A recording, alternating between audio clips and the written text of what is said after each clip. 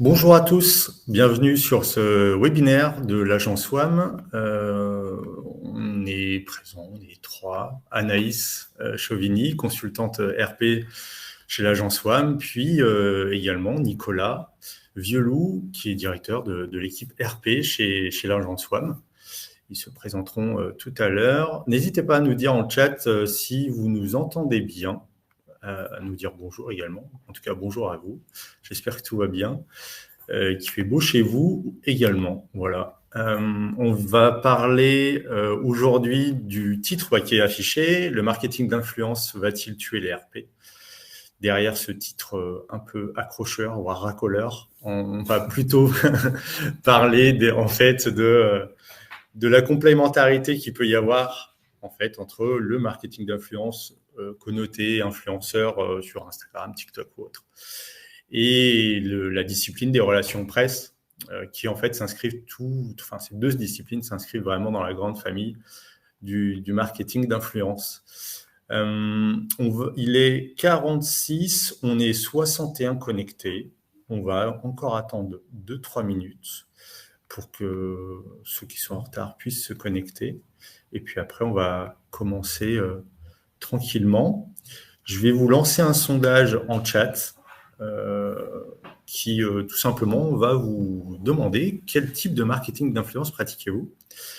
Et n'hésitez pas à répondre, on pourra parler des résultats à la toute fin du webinaire, tout comme on sélectionnera et on triera les différentes remarques que vous avez, questions, pour alimenter la discussion à la fin. Et surtout, si vous avez beaucoup de remarques à un moment du webinaire, n'hésitez pas à écrire et à les écrire pour que moi, je puisse les mettre en favoris, les stocker et les poser soit pendant, soit après. Le mieux sera après. Mais s'il y a vraiment si je vois qu'il y a beaucoup de remarques pendant, j'hésiterai pas à interrompre Nicolas et Anaïs pour leur poser votre question. Voilà. Je lance le sondage. Est-ce que j'autorise le vote blanc? Oui. Et définir un temps de réponse, on va mettre 2 minutes. Hop. Voilà, finaliser le sondage. Et ouvrir les votes. Voilà, le sondage est en ligne. Donc, vous avez certainement un petit onglet sondage. Il faut cliquer dessus et vous pourrez répondre par là. Voilà, on est 70 connectés. Allez, encore une petite minute et je laisserai Nicolas et Anaïs se présenter et entrer dans le vif du sujet par la suite pour parcourir ce webinaire. En tout cas, merci d'être là.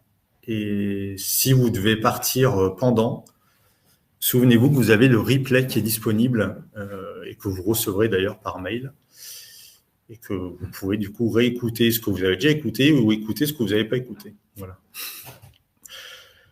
On est 71 inscrits en ligne, il est 48. Ben moi, je vous propose qu'on commence. Donc, je vais couper mon micro et je laisse Nicolas entamer la présentation. Eh bien, bonjour à tous. Je me présente Nicolas Vieuloup, donc je suis directeur RP de l'agence WAM, accompagné par Anaïs, qui est juste à côté de moi, qui est donc consultante senior. Mais ça, Elder l'a déjà dit. Donc, on ne va pas s'éterniser sur le sujet. Donc, aujourd'hui, on est ici pour parler du marketing d'influence et de se questionner sur finalement comment on peut s'intéresser à ce sujet-là à côté, en parallèle des actions RP qu'on peut mener. Voilà. On va voir comment tout ça peut s'organiser. On souhaitait débuter évidemment en se présentant plus largement l'agence WAM. On est une agence donc, qui est basée, qui a son siège à Lyon, mais qui a également des bureaux à Paris, en Alsace et à Lille. On est environ 60 salariés et on fait un chiffre d'affaires que vous voyez. Donc, on a 15 ans d'existence. Et parmi les 5 métiers qui font notre identité, il y a, comme vous le voyez, les relations presse et l'influence, mais le métier d'origine est le SEO. Voilà, bon, si pour ceux que ça intéresse, on pourra revenir sur le sujet un petit peu plus tard. On va rentrer dans le vif du sujet. Donc finalement, la première question qu'on se pose quand on parle d'influence, on va revenir, c'est, est-ce que c'est pas beaucoup de bruit pour rien ou pour pas grand-chose? Ce qu'il y a de certain, c'est que, l'actualité de ces dernières semaines, voire de ces derniers mois, laisse à penser que ça pourrait être le cas. Malgré une actualité qui est quand même particulièrement chargée, depuis quelques mois, avec la guerre en Ukraine, la crise économique qui s'ensuit et cetera. Heu, L'influence réussit à occuper malgré tout, ou en tous les cas cet été, le devant de la scène, pas que pour des bonnes raisons. Ce qui a même mené un certain nombre de journaux, vous voyez la une de Libé, la une de Franc-Tireur qui était assez drôle, que certains d'entre vous ont dû voir, sur des kiosques, Le choc des néants, qui reprenait justement heu, la grande, esclandre qu'il y a pu y avoir, crépage de chignon entre, Booba et Magali Berda, ou encore le reportage sur France 2 que vous avez sans doute, pu voir également, qui finalement, jette à la fois une lumière crue sur un métier, qui est celui de l'influence, mais qui finalement, peut aussi être perçu quand on y regarde un peu plus près comme quelque chose d'un peu réducteur. Parce que finalement, ce qui est mis en exergue, quand on parle de l'influence aujourd'hui, c'est avant tout des dérives commerciales, des pratiques douteuses, des gens un peu clinquants, enfin ce que j'ai appelé ici des bimbos et des beaux gosses, exilés à Dubaï, où finalement, l'évasion fiscale est élevée au rang de pratique, normale et sans problème. Bon, ce qui est assez contestable, on doit dire, et qui finalement, de notre point de vue, qui est un petit peu dommage parce qu'à la fois c'est réducteur et surtout, ça vient vraiment décrédibiliser le travail de beaucoup d'influenceurs, qui se sont lancés, dans ce métier-là, ou en tous les cas dans cette passion-là. Hem En ayant comme objectif d'être créatif et créer de la valeur en général, alors quelle qu'elle soit, hein, ça va aussi bien du maquillage en passant par, la politique ou d'autres sujets, tout aussi sérieux. Hem, donc en fait, ça nous paraissait intéressant de commencer par là parce que, nous, on a la conviction que, l'influence, c'est un levier marketing qui mérite qu'on s'y attarde. Heu, Quand on est une entreprise, aujourd'hui, il nous paraît assez, normal que, qu'on s'intéresse à ce sujet-là, et qu'on s'interroge sur le potentiel que ça peut représenter pour son marketing. On doit le prendre au sérieux. Ça ne veut pas dire que tout le monde, doit pratiquer, ou se lancer ou investir dans l'influence, mais en tous les cas, la question mérite d'être posée. Ensuite, ce qui nous paraissait intéressant de souligner, pour mettre les choses un petit peu en perspective, et ça c'est un peu, mon âge qui fait que, j'ai tendance à me rappeler de ces choses-là. Hem, L'influence, on a tendance à avoir l'impression qu'on a réinventé la poudre à chaque génération, ce qui est pas le cas. L'influence, on a déjà vu, un certain nombre de choses finalement assez similaires dans les années 2000 avec, l'explosion des blogs, qui a quand même vraiment révolutionné les choses, ou plus récemment, dans les années 2010, avec, l'explosion des youtubeurs qui, sont devenus, à leur manière aussi, des influenceurs. Alors aujourd'hui, ce qui est intéressant, on verra plus tard, c'est que tous ces gens-là sont devenus, enfin en tous les cas ceux qui ont eu vraiment du succès, des médias à part entière et des, influenceurs vraiment structurés et souvent crédibles. Hem, donc c'est vraiment intéressant, nous en tous les cas, on présente les influenceurs comme vraiment une nouvelle opportunité pour nos clients de prendre la parole, dans les médias notamment, et de travailler leur visibilité. Hem, Aujourd'hui, clairement, c'est une profession, ou une activité en tous les cas, qui est en pleine crise de croissance, et qui a besoin de se structurer, en mettant un certain nombre de choses en place. Parce que finalement, ce dont on se rend compte, c'est que, tout le monde ne peut pas, se prétendre influenceur.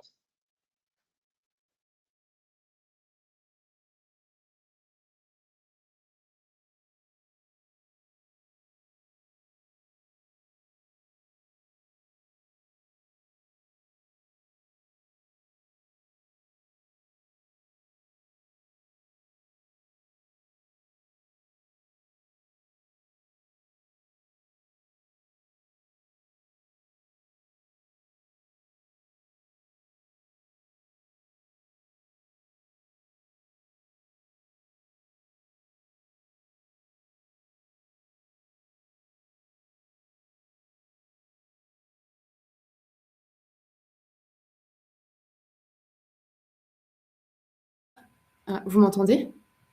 Oui, je crois c'est que bon? c'est mieux. Ah, c'est Est-ce bon, que, je pense que c'est bon. est-ce que vous nous entendez? Ouais, c'est tout bon. Ah, super. Tu peux reprendre du début, Anaïs? Yes, bien sûr. Pardon, on recommence. Donc, ce que je disais, c'est que donc, avant de définir ce qu'est un bon influenceur, ce qu'est le marketing d'influence et comment nous, on le travaille à travers la relation presse, on va d'abord revenir sur ce que n'est pas le marketing d'influence. Et on a décidé de reprendre justement le discours de Magali Berda, puisqu'elle a pris la parole sur son compte Instagram le 21 août 2022 en réponse à justement le clash et sa mésentente avec Booba. Dans son discours, elle redéfinit ce qui est selon elle le marketing d'influence, ce qui est sa vérité sur ce métier-là.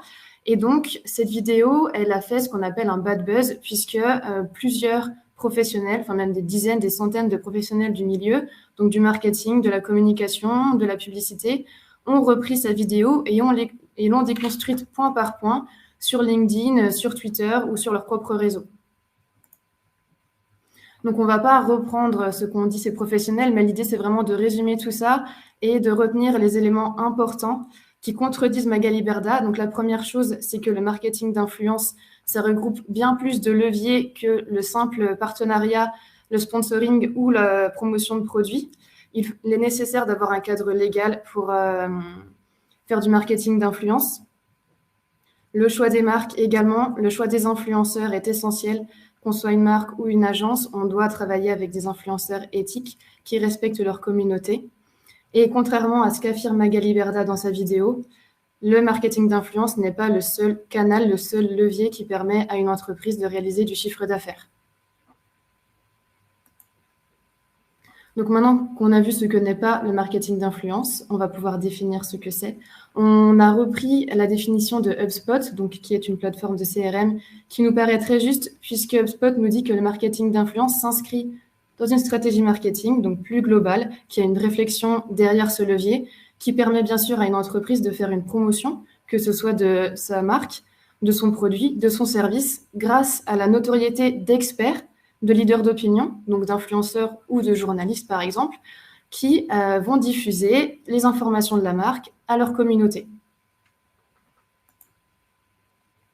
Donc ça veut dire quoi? Ça veut dire qu'un influenceur, c'est avant tout un expert dans un domaine donné, ça peut être très large, qui exerce une autorité, une influence auprès de sa communauté, donc un groupe de personnes qui soient plus ou moins nombreuses, et qui va influencer sa manière de consommer un produit ou sa visibilité d'une marque. On a plusieurs, bien sûr, plateformes. On a les réseaux sociaux que tout le monde connaît, Instagram, TikTok, Snapchat, mais aussi les sites web qui sont aujourd'hui de véritables médias et d'autres médias sociaux comme YouTube. Il est important de faire la distinction entre macro-influenceurs et micro-influenceurs, puisque en fonction de la marque, de son produit et de nos objectifs, on ne va pas travailler le même type d'influenceur. Le macro-influenceur, c'est quoi? C'est avant tout un influenceur avec énormément d'abonnés. On définit ça à partir de plus de 50 000, donc c'est une forte audience. L'avantage, c'est que les contenus sont qualitatifs et diversifiés. Par contre, plus on a d'abonnés et plus, en général, l'engagement est moindre. Donc là-dessus, c'est à voir avec la marque et l'agence quel type d'influenceur on souhaite toucher. Il faut vraiment cibler ces influenceurs.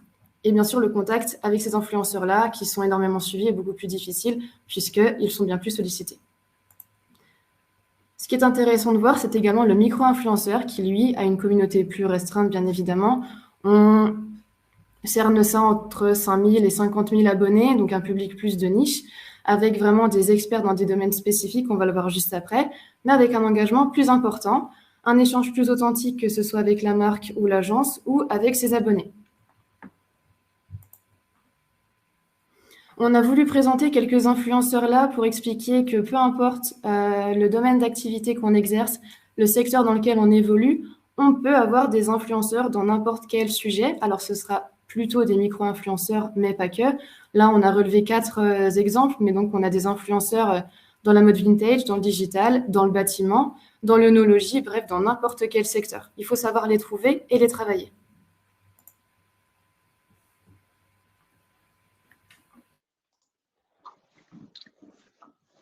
Ce qui est intéressant maintenant, se questionner finalement sur ce que je disais tout à l'heure, c'est-à-dire qu'on a pu constater la chose sur les expériences précédentes avec les blogs, les vlogs, les youtubeurs, etc. Tous ces gens-là sont devenus des médias. Et finalement, c'est probablement ce qui doit arriver également avec nos amis les influenceurs.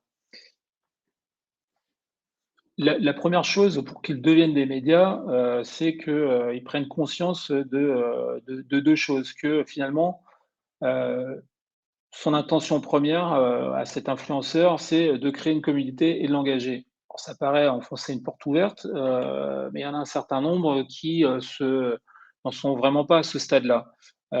C'est parce que c'est vraiment là que sa valeur ajoutée se situe.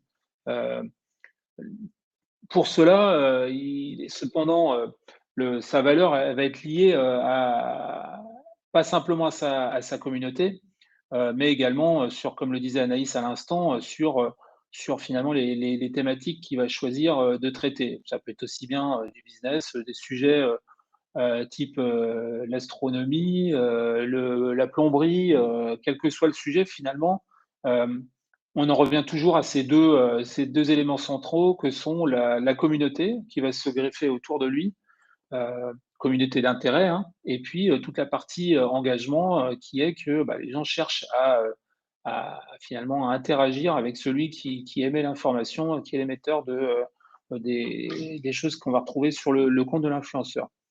Euh, pour devenir, pour devenir un média à part entière, il faut aussi qu'il s'interroge sur finalement quelle va être ou quelle doit être sa ligne éditoriale. C'est pas parce qu'on traite d'un sujet aussi léger que le maquillage que, par exemple, on va se contenter de dire je m'occupe de maquillage. Probablement qu'il va falloir s'interroger sur l'offre qui existe, essayer de se positionner par rapport à des choses qui vous intéressent, qui vous distinguent aussi de ce qu'on peut trouver par ailleurs. Donc la ligne éditoriale, au sens large, c'est finalement trouver sa propre identité, les sujets de fond qu'on souhaite traiter. Alors le fond, il est plus ou moins profond, hein, mais en tous les cas, c'est vraiment important d'avoir une ligne éditoriale pertinente, quel que soit le sujet qu'on traite. Et ensuite, évidemment, pour que ça puisse se structurer, se professionnaliser, on est obligé aussi de s'interroger sur le modèle économique qui doit être le sien quand on est un influenceur, qu'on soit un micro-influenceur ou un influenceur avec un peu plus d'audience. Euh, ça peut être au travers de placements de produits, ça peut être aussi au travers finalement d'un modèle qui est semblable à celui d'un site internet avec des annonceurs et éventuellement des partenariats qui peuvent être tissés. Pour reprendre les exemples que je vous citais tout à l'heure de professionnalisation et d'influenceurs à la mode blog et youtubeurs qui sont devenus aujourd'hui des médias à part entière. Je pense que vous connaissez tous Hugo Décrypte et pour certains aussi, j'imagine, Presse Citron, qui sont devenus référents. Enfin, Presse Citron, il a revendu son blog, mais en tous les cas, c'est devenu des médias à part entière. Presse Citron, c'est à l'EJD, donc un indicateur qui mesure l'audience des sites qui sont considérés comme des médias. Donc voilà, et tous ces gens-là se sont posés à un moment ou l'autre la question de leur ligne éditoriale et de leur modèle économique. C'est exactement le même questionnement qui doit être celui des influenceurs.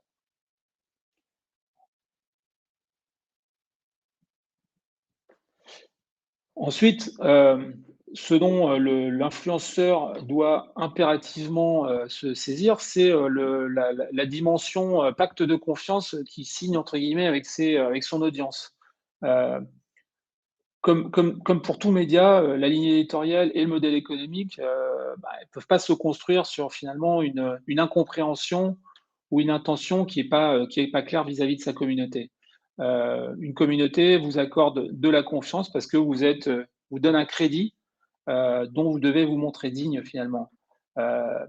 Et ça, c'est quelque chose qui nous paraît central parce qu'on a tendance à dire les influenceurs, en reprenant l'exemple qu'on citait au départ, c'est mauvaise pratique et compagnie, mais finalement, personne ne parle jamais des marques qui sont derrière, qui sont tout aussi coupables finalement que les leviers qu'elles utilisent. Donc l'influence est la confiance doit, ou en tous les cas le crédit que l'influencé ou la cible donne doit être aussi doit être concerné aussi bien l'entreprise que l'influenceur. Donc, c'est vraiment une responsabilité partagée.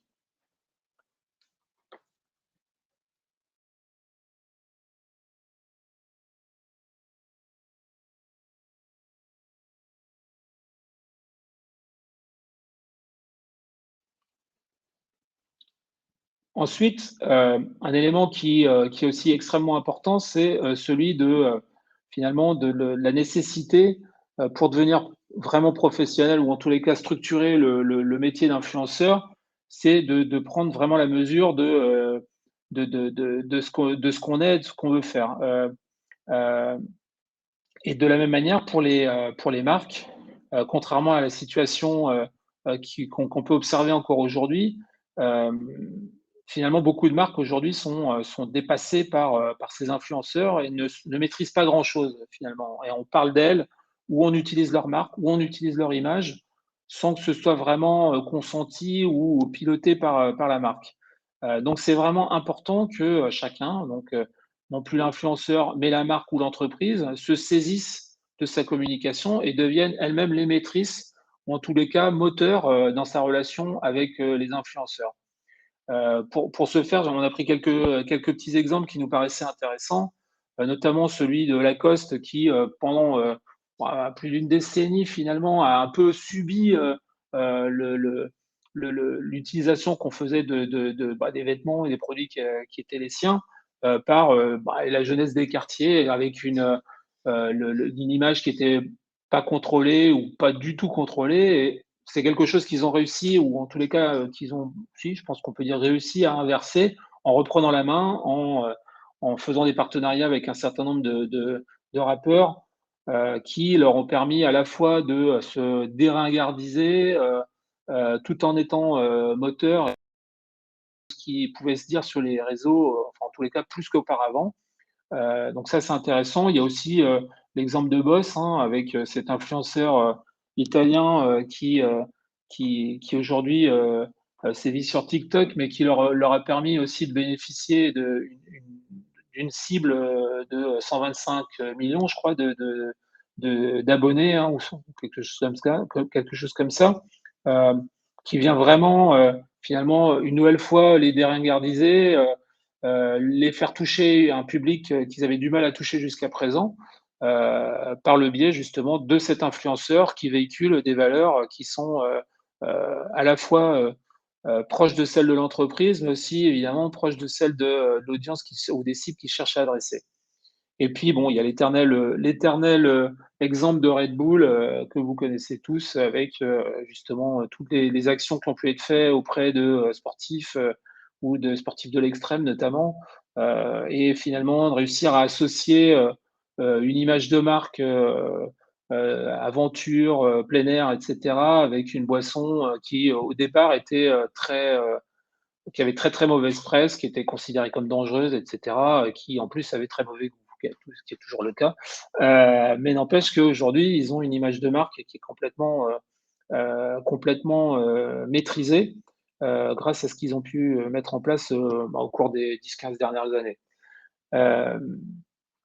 Mais cette nécessité de maîtriser sa communication sur l'influence et d'être émetteur, c'est vrai pour des grandes marques comme celle que je viens de citer, mais c'est aussi quelque chose qui peut tout à fait intéresser des plus petites structures, des plus petites entreprises. Et là, je vous cite un exemple, celui du youtubeur Takayaka, là, qui est un artisan plaquiste. Voilà, 195 000 abonnés sur YouTube. Et ça, typiquement, c'est un influenceur qui va toucher une cible plus restreinte, mais pour autant qui peut être extrêmement intéressante pour, je ne sais pas, si on est carleur comme une entreprise qui fait partie de nos clients, qui s'appelle Richardson, ou d'entreprises comme Leroy Merlin qui sont un peu plus grandes. En tous les cas, ces gens-là, c'est des interlocuteurs intéressants parce que d'une part, ils ont une audience et d'autre part, ils ont une approche qui offre du conseil et qui finalement est tout à fait digne de crédit de la part des gens qui les suivent. Donc ça, c'est vraiment intéressant dans l'optique de maîtriser, de développer son influence.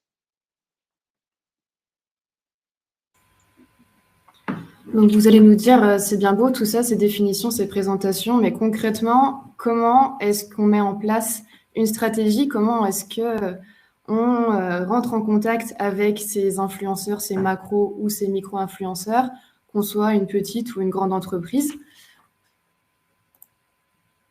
La première chose à savoir, c'est que ce soit la relation presse ou nous, ce qu'on appelle la relation influenceur, ces deux leviers de visibilité sont finalement complémentaires et s'inscrivent dans ce qu'on appelle plus généralement le marketing d'influence et qui est le sujet de notre webinaire. Ça veut dire quoi ? Ça veut dire que journalistes et influenceurs servent des objectifs communs pour les entreprises, des objectifs de visibilité, de notoriété, de popularité ou d'autorité, puisqu'à travers nos actions qu'on appelle des actions RP, avec des cibles influenceurs et journalistes, on va s'efforcer de faire connaître une marque, la faire aimer, ou bien faire agir la communauté ou l'audience des médias. Ce qu'il est essentiel, c'est de créer une relation de confiance et vertueuse, que ce soit auprès de l'influenceur ou du journaliste. Nous, on ne fait pas la distinction. On crée une stratégie de relations médias qui intègre journalistes et influenceurs quand ça le nécessite. C'est pourquoi on parle de marketing d'influence, avec la relation influenceur et la relation presse comprises à l'intérieur. Ça veut dire quoi ? Ça veut dire que journaliste ou influenceur, aucun des deux n'a l'obligation de parler de la marque, du produit, de l'entreprise qu'on promeut. Il reste maître de son discours et de la forme que va prendre son contenu. Ça a plusieurs avantages, autant pour la marque ou l'agence que pour l'influenceur, puisqu'on est devant un discours qui va être sincère sur l'actualité ou l'image de la marque qu'on promeut. On a une relation avec l'influenceur qui se fait en toute transparence. L'influenceur, de son côté, conserve sa confiance envers sa communauté, puisqu'il a un discours qui est vrai. On a des retombées avec une audience diverse et variée, en fonction du type d'influenceur et de sa communauté. Et l'influenceur, lui, dispose d'informations de qualité pour alimenter son contenu, grâce à nos actions de relations presse. Ce qu'il est essentiel de faire, bien évidemment, c'est ce qu'on a expliqué tout du long, c'est de construire une vraie stratégie qui intègre journalistes, encore une fois, et influenceurs, puisque le bad buzz est toujours possible, d'autant plus sur les réseaux sociaux. On l'a vu avec Magali Berda et Booba, mais c'est qu'un exemple parmi tant d'autres. Donc, comment est-ce qu'on va construire une stratégie de relation d'influence ? Eh bien, exactement de la même manière qu'une stratégie de relation presse. C'est-à-dire qu'on va d'abord identifier des enjeux et les problématiques de la marque. On va bien sûr cibler les influenceurs, faire un gros travail de recherche pour s'assurer que la communauté, l'image de l'influenceur, les messages qu'il véhicule sont en correspondance avec ce que l'entreprise veut de son côté montrer. On planifie des opérations de communication qu'on va voir juste après. Et bien sûr, on va gérer, monitorer la relation avec l'influenceur. Qu'est-ce qu'on envoie à un influenceur ? Comment est-ce qu'on s'adresse à lui ? Quel support on lui transmet ? Eh bien, les mêmes que pour un journaliste, à savoir le communiqué de presse. On peut aussi l'inviter à des événements presse, des conférences, des voyages, des accueils individuels et bien sûr, toujours le test de produit qui reste une réalité et qui fonctionne encore très bien, que ce soit rémunéré ou non d'ailleurs.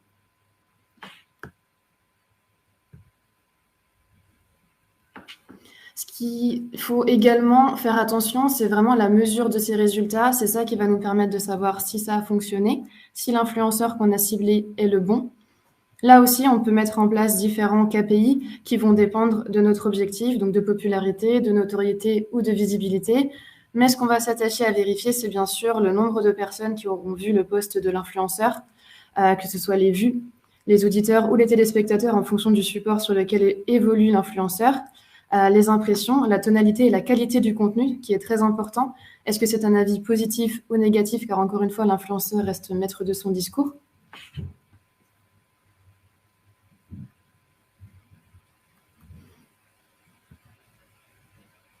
Et donc finalement, on va répondre à la question de notre webinaire. Est-ce que le marketing d'influence va-t-il tuer les RP ? Donc notre réponse est non. Et on n'est pas les seuls à le penser, puisqu'une étude a été réalisée par le syndicat du Conseil en relations publiques en avril 2022. Et parmi les réponses donc des professionnels des relations presse et des relations publiques interrogés, 83% des professionnels ont confiance en l'avenir et en leur métier. On l'a déjà vu par le passé. Quand Google et le digital a émergé dans les années 2000, voire un petit peu avant, on a pensé que les relations presse allaient mourir, ce qui n'a pas du tout été le cas. On le voit aujourd'hui. Les relations presse ont su évoluer, ont su s'adapter à ces nouveaux canaux de visibilité. on parle maintenant de RP digital, de IRP, qui s'inscrivent dans ce qu'on appelle le nouveau mix marketing. Et l'influence, finalement, c'est qu'un nouveau levier de cette visibilité qui grandit de plus en plus. Donc, elle trouve sa place parmi les différentes stratégies qu'on peut mettre en place.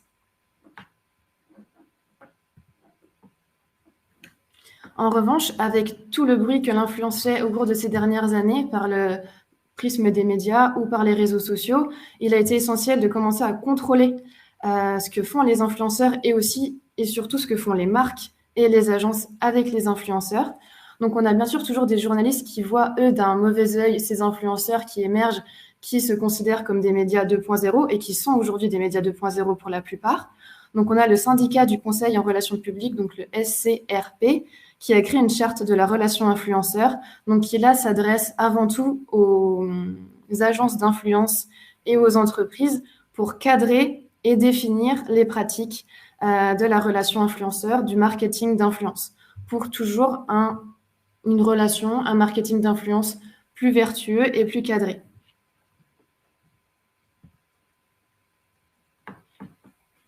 On a également l'autorité de régulation professionnelle de la publicité qui, après une étude qu'elle a menée en 2020, a révélé que plus d'un contenu sur 4 généré par des influenceurs n'était pas transparent sur la collaboration commerciale. Donc ça, c'est un vrai problème, notamment pour la confiance de la communauté, mais aussi pour l'éthique de la marque qui est derrière les contenus sponsorisés. Donc, face à ce constat, la RPP a mis en place ce qu'on appelle le certificat de l'influence responsable. Donc, c'est un certificat qui est attribué par des influenceurs qui le demandent. On vérifie, bien sûr, leur contenu et leurs réseaux sociaux. Et ce certificat, ça va permettre plusieurs choses à l'influenceur, mais aussi à l'agence qui va ensuite l'employer ou lui envoyer des informations de communication. Ça va d'abord protéger leur audience, toujours dans ce souci de transparence et de confiance et d'éthique. Ça va aussi permettre de se différencier auprès des marques quand un influenceur va vouloir démarcher les marques, parce que ça ne fonctionne pas que dans un sens. L'influenceur peut aussi solliciter des marques ou des agences pour alimenter son contenu. Et bien sûr, ça préserve les valeurs d'un marketing d'influence éthique et responsable. Donc, on voit qu'il y a une évolution du métier, il y a une évolution des pratiques, il y a un contrôle de plus en plus présent. Donc, on peut se poser la question suivante.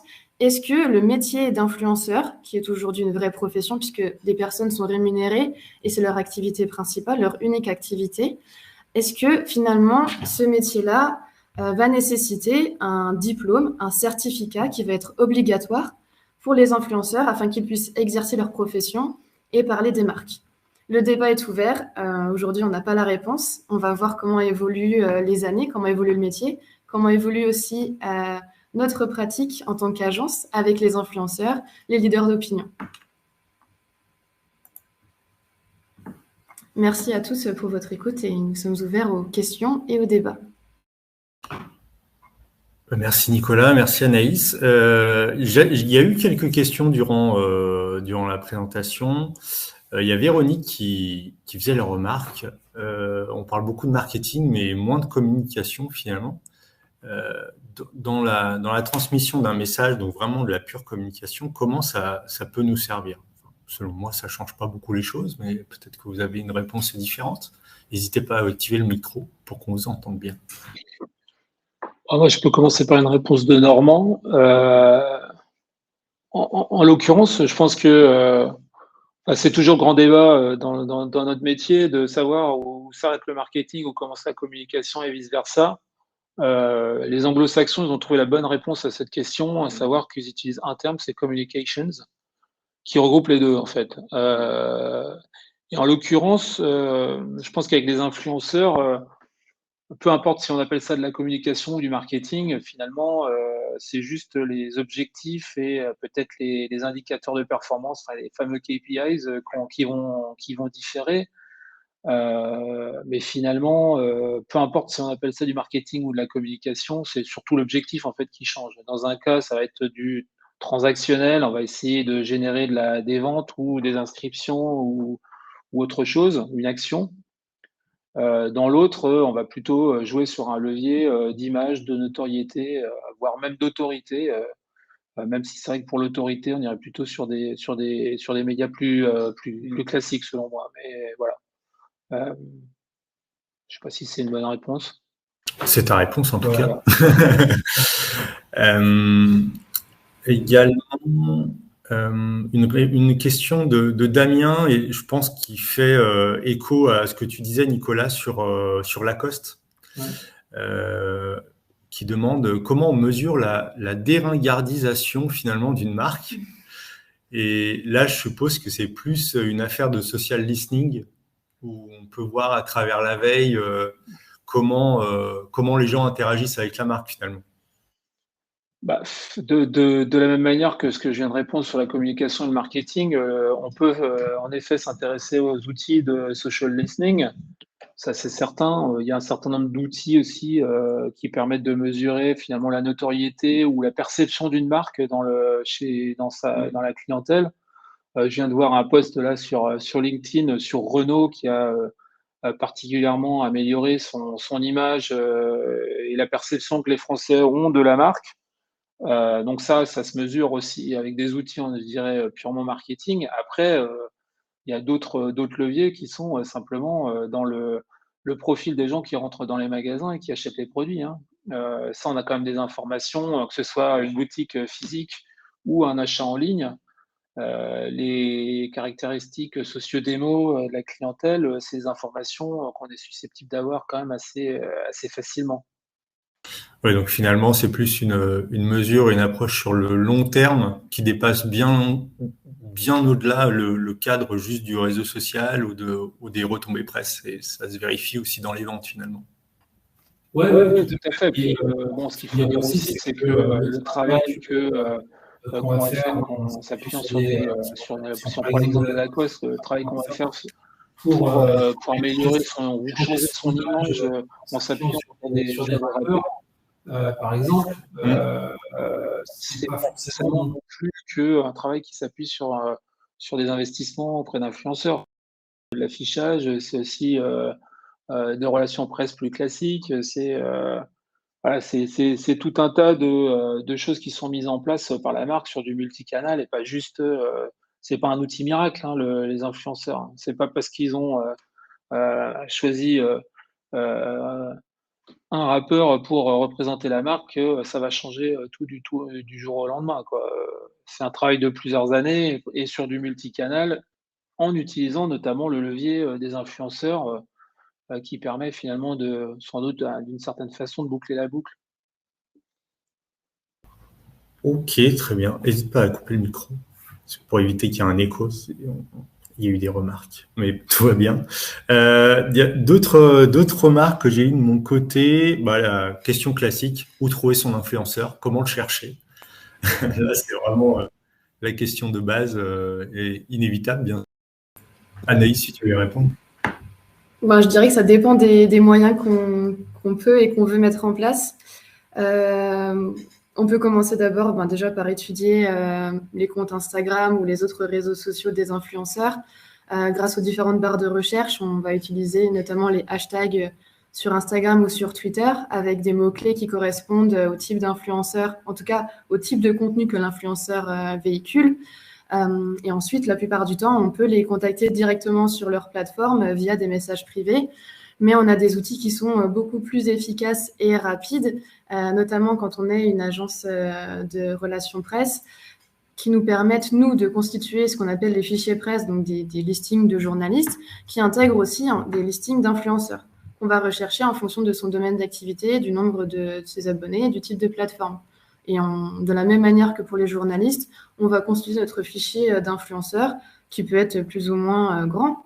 Mais en tout cas, il existe des outils qui permettent spécifiquement d'éceler des influenceurs. Ou alors, si on n'a pas ces outils-là, on utilise le canal traditionnel des réseaux sociaux pour les contacter. Il y avait une autre question aussi qui était complémentaire à ça, c'était comment les choisir, bien sûr, où les trouver. Et tu évoquais tout à l'heure, Anaïs, le fait que finalement, on les approche entre journalistes et influenceurs de la même manière.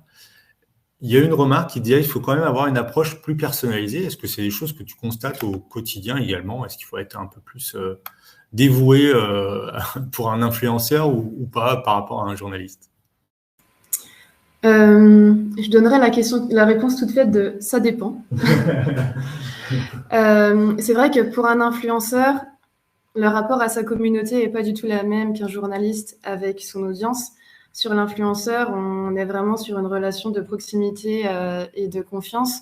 Quand un influenceur va parler d'un produit, moi, abonné, si j'achète ce produit, je vais davantage avoir l'impression d'avoir acheté le produit d'un copain auprès de qui je suis un peu son quotidien, puisque l'influenceur se dévoile énormément. Enfin, en tout cas, la plupart des influenceurs se dévoilent sur leurs réseaux sociaux. Donc, en effet, on a ce discours de proximité et de familiarité avec l'audience, ce qui n'est pas forcément vrai auprès de tous les influenceurs quand on se place du point de vue professionnel.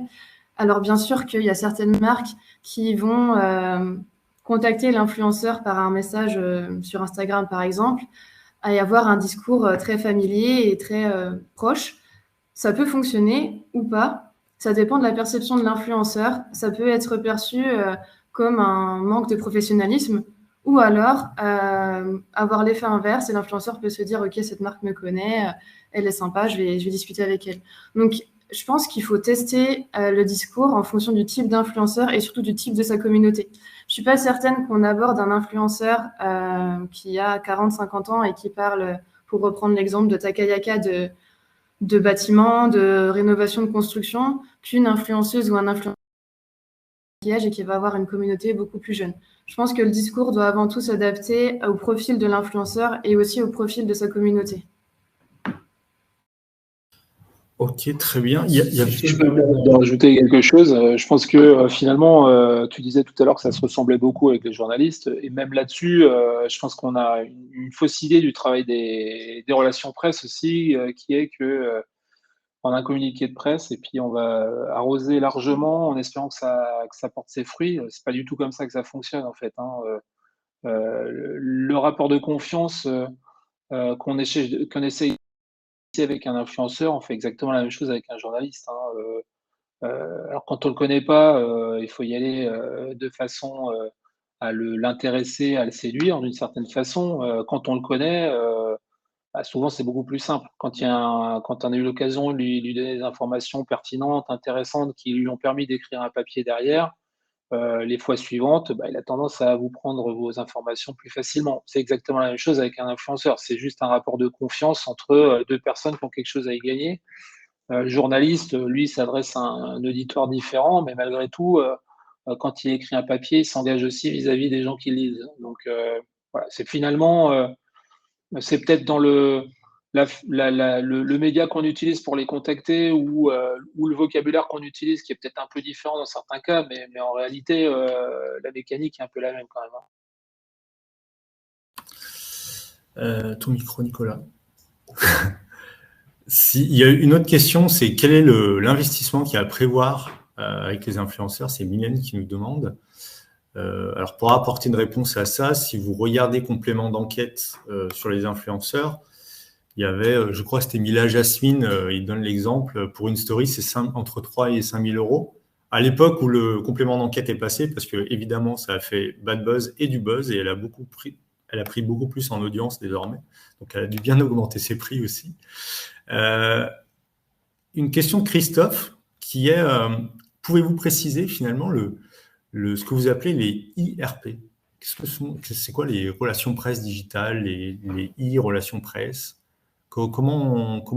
Qu'est-ce qui se distingue des relations presse classiques et en quoi c'est pas de l'influence?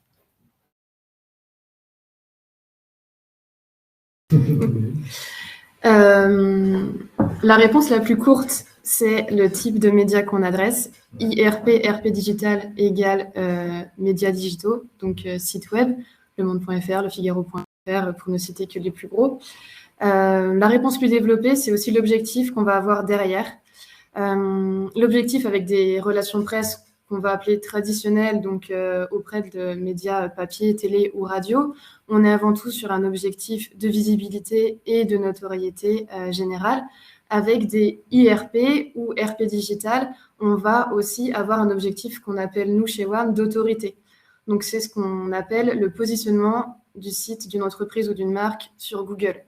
ce qu'on a remarqué chez nous et ce qu'on s'efforce de travailler grâce aux relations presse, c'est que lorsqu'on a une mention, donc le nom d'une marque ou le nom de notre client qui est cité dans un site médiatique qu'on dit autoritaire, comme Le Monde ou Le Figaro, pour reprendre les mêmes exemples, cette mention va participer au bon référencement du site internet de la marque sur Google.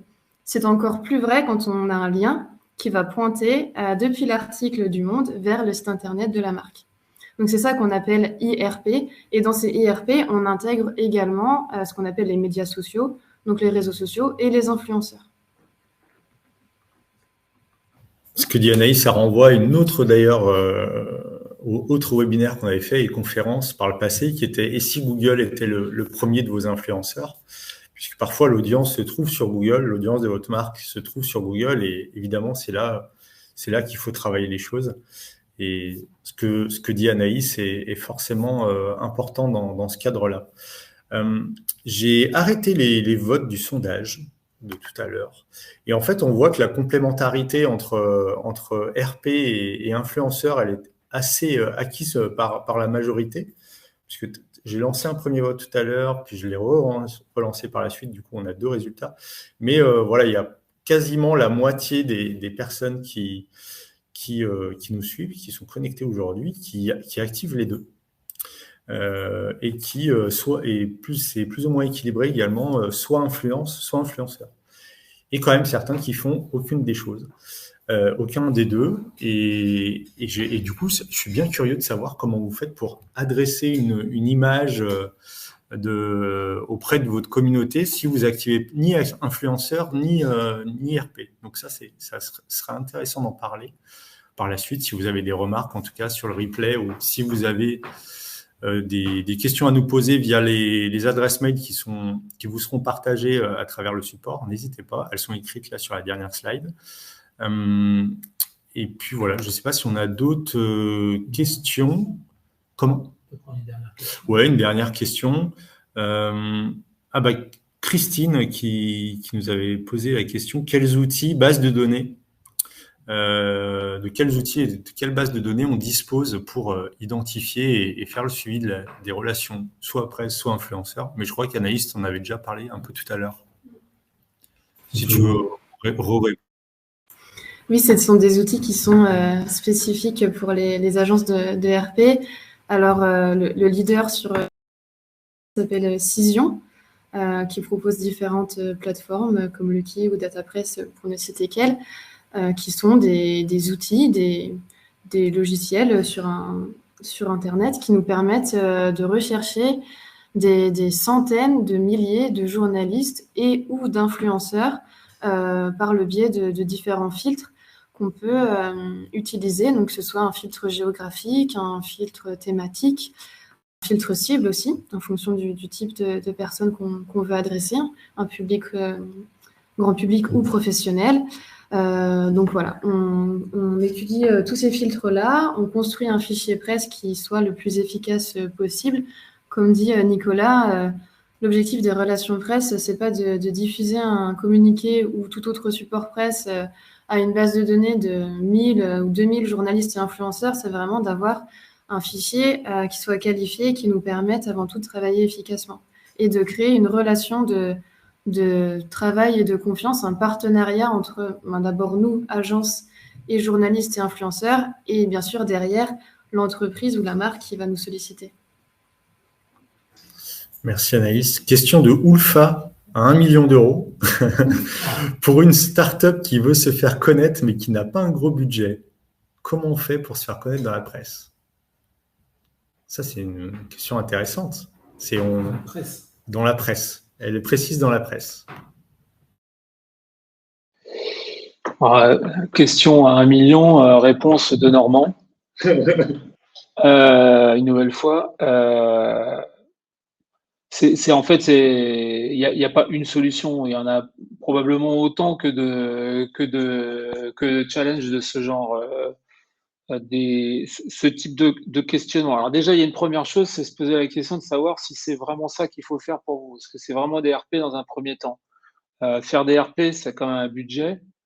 Je le dis parce qu'on a quand même été ces derniers temps, ces dernières années, on a été sollicité par des structures qui étaient en cours de création, qui étaient juste créées, qui étaient avant même d'avoir levé des fonds, qui se posaient la question de faire des RP. Je reste dubitatif sur la pertinence des RP à ce stade-là.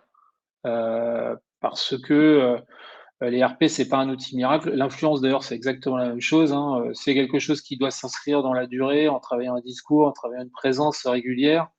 Investir sur du one-shot, c'est souvent la meilleure façon d'investir à perte, en fait, hein, de gaspiller le peu d'argent que vous avez.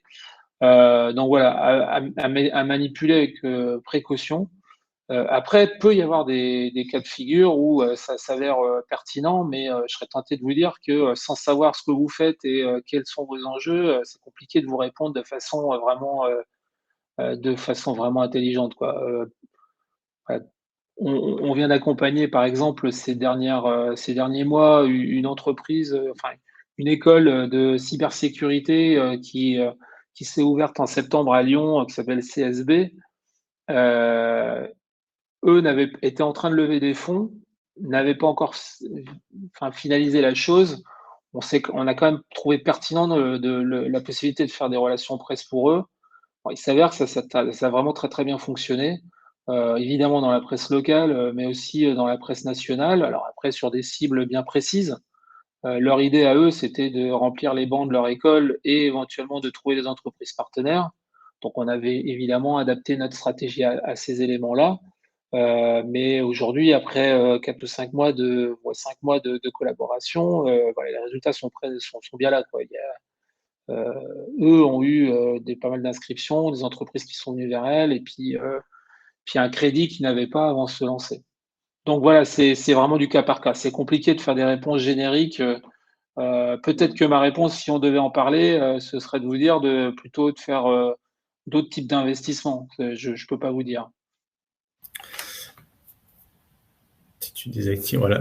Ouais, en fait, ce que dit Nicolas, c'est qu'il n'y a pas de règle, et c'est surtout faire parler dans la presse, faire parler de soi dans la presse, oui, mais ça dépend quels sont les objectifs finalement. S'il s'agit de pérenniser son activité, il vaut mieux peut-être investir sur le marketing et de l'acquisition de leads. Des cas où il y a des marques, des startups qui se lancent et qui font le buzz, c'est peut-être une fois sur 20, quoi, finalement, et c'est assez compliqué sur du one shot, quoi, en tout cas. Voilà. Et puis souvent, il faut se méfier de vos investisseurs qui vont vous pousser à faire des relations presse. Des relations presse, ça peut être une réponse très pertinente, hein, et notamment quand vous êtes à la sortie d'une levée de fonds ou dans les mois qui suivent, parce que vous avez les moyens de vous inscrire dans la durée. Si vous êtes obligé de compter, c'est probablement un investissement qui est plus à questionner, on va dire, parce que forcément, faire des relations presse sérieusement, ça nécessite d'y passer du temps, ça nécessite d'y réfléchir. Contacter les journalistes, ça se fait pas en un coup en 2 minutes. Donc, qui dit temps dit argent. Donc, c'est des budgets. Alors, je dis pas que c'est des budgets prohibitifs, mais en tous les cas, pour des petites entreprises, ça peut être quand même des budgets conséquents. Donc, voilà. Moi, j'invite systématiquement les gens à s'interroger sur est-ce que c'est le bon choix, est-ce qu'il n'y a pas plus intérêt à privilégier autre chose ou pas d'ailleurs, hein. La réponse peut être oui, hein, qu'il faut y aller. Non, c'est clair, il faut aussi se méfier de l'effet de se dire on est une start-up, on va forcément faire parler de nous. C'était peut-être vrai il y a 10-15 ans où il y avait les French Web, les Madines qui parlaient assez aisément des start-up qui se lançaient et qui levaient des fonds. Aujourd'hui, c'est beaucoup plus compliqué, tout le monde se réclame start-up. On a tous été start-up à un moment ou à un autre et pourtant, toutes les start-up ne font pas parler d'elles. Donc, ouais, il faut se méfier. Il faut vraiment réfléchir en termes de cibles et d'objectifs. Et parfois, peut-être d'autres leviers, comme nous, on en fait, comme le SEO, peut aussi être pertinent là-dessus. Mais les RP, si vous avez vraiment une question de notoriété, ça peut vraiment être la chose très pertinente, à condition de réfléchir à ses objectifs et à ses cibles. Oui, il faut rester quand même réaliste. Quand on est une start-up, si on veut lancer une stratégie RP, il ne faut pas s'attendre à avoir un JT de TF1, une radio sur Europe 1 et un article dans Le Monde. ou 50 retombées médias. C'est vraiment une construction sur le long terme, d'autant plus que quand les journalistes ne connaissent pas l'entreprise, ils ont plus de mal à en parler, ce qui est normal et logique. Donc, c'est vraiment une construction, une relation en fait qu'on construit sur le long terme, que ce soit avec des journalistes ou avec des influenceurs. On n'a pas d'autres questions. On est à 55 minutes, tout pile désormais maintenant, à l'instant T. Je pense qu'on a couvert le sujet. N'hésitez pas en tout cas, à travers ensuite par les mails que vous recevrez, vous pourrez noter ce webinaire. Vous pourrez également faire des questions, enfin mettre des remarques. N'hésitez pas en tout cas, c'est toujours bon de savoir si on a bien répondu à vos questions.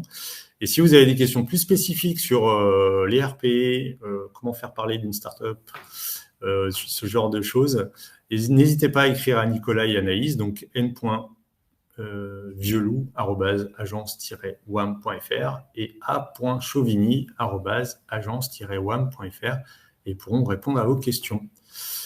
On vous souhaite une bonne journée à tous. Sur LinkedIn, si vous voulez aussi, hein, c'est bien aussi. Voilà. Oui, sur LinkedIn, bien sûr, on a la page WAM. Sur Twitter, on a la page WAM également. Et sur le site internet également, agence-wam.fr. Tu fais bien de le dire, Nicolas.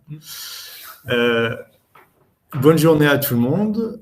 Merci Anaïs, merci Nicolas. Et puis à très bientôt.